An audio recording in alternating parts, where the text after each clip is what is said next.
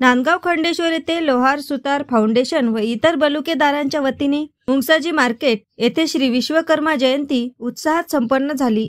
श्री विश्वकर्मा यांची ओळख देवांचे आर्किटेक्ट म्हणजेच वास्तुकला तज्ज्ञ म्हणून केली जाते। यात सुतारकाम, लोहारकाम, बांधकाम, शिल्पकला, सोनारकाम करणाऱ्या व्यक्तींसाठी श्री विश्वकर्मा जयंती महत्त्वाची मानली जाते। यांच्या जयंतीचे औचित्य साधत व 12 बलुतेदार यांना सरकारच्या विविध योजनेची माहिती मिळावी याकरिता ग्रामोद्योग अधिकारी तथा विश्वकर्मा योजना मार्गदर्शक भूषण दहीकर यांनी पारंपरिक कारागिरांना सरकारच्या योजनेची सखोल माहिती दिली। पारंपरिक कारागिरांनी विश्वकर्मा योजनेचा लाभ घ्यावा असे सुद्धा त्यांनी सांगितले। कार्यक्रमाचे अध्यक्ष गजानन केरेकर, त्याचसोबत कार्यक्रमाचे उद्घाटक मनोजभाऊ मानतकर पत्रकार संघाचे अध्यक्ष होते।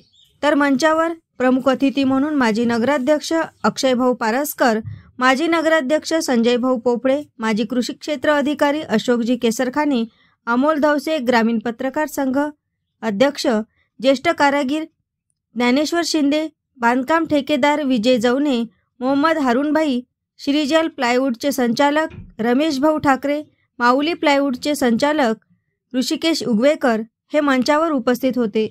लोहार सुतार फाउंडेशनचे अध्यक्ष श्याम शिंदे, उपाध्यक्ष गणेश बरगट, कोषाध्यक्ष चैतन्यराज साळवन, सचिव किशोर शिंदे, सहसचिव राजकुमार पाठक, महादेव केरेकर, गजानन चांदूरकर, विशाल शिंदे, राजगुरू शिंदे, विशाल पाटमासे, आकाश जवने, राम शिंदे, अंकुश शिंदे, अनिकेत जवने, अभिमन्यू शिंदे, स्टॅलिन शिंदे, आदित्य शिंदे, साहिल शिंदे, सम्राट शिंदे, रुद्रप्रताप शिंदे, विराज शिंदे, संघर्ष शिंदे यांनी कार्यक्रमाचे आयोजन केले।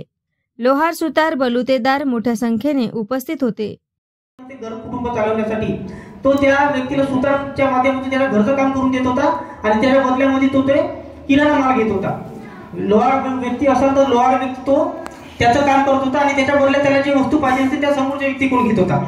भविष्यामध्ये पुढे मग चलन निर्माण झाले। मग चलन निर्माण झाल्याच्या नंतर मग ते सगळं पैशाच्या स्वरूपात आलं।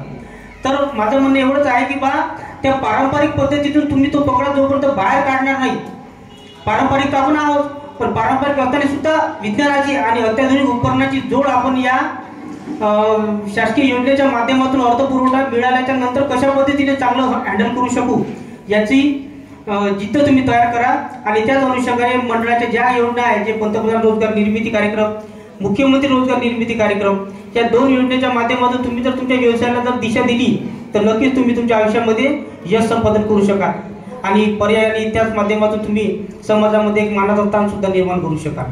तर मुख्यमंत्री रोजगार योजना ही केंद्र सरकार पुरस्कृत आहे। ही सन 2008 सालापासून या योजनेचं काम सुरू झालेलं आहे आणि ती अजूनही कंटिन्यू सुरू आहे। सन 2019 पासून आदरणीय श्री हर्षदीप कांबळे सर यांच्या अथक प्रयत्नांनी मुख्यमंत्री रोजगार निर्मिती योजना ही सुद्धा सुरू झालेली आहे। या योजनेच्या अंतर्गत सुद्धा तुम्ही विविध उद्योजक आहेत, जसे ती महिला उपस्थित आहे। महिलांसाठी समजा ब्युटी पार्लर आहे, शिवणकाम आहे, पापड उद्योग आहे, शेवळ्या उद्योग आहे, दुग्धजन्य उत्पादने आहे, गृहउद्योग आहे, मसाला उद्योग आहे, हळद, मिरची, मसाले, धने, जिरं पावडर पॅकिंग करून विक्री करणे, याचा सुद्धा तुम्ही लाभ घेऊ शकता। पुरुषांसाठी आहे, नवयुवक आहे, तरुण आहे, तुमच्या वडिलांचे जे पारंपरिक उद्योग आहेत त्या उद्योगाला तुम्ही मॉडिफाईड पद्धतीने जरी ते व्यवसाय हाताळला तरी मला वाटतं तुम्ही तुमच्या जीवनामध्ये यश संपादन केलं।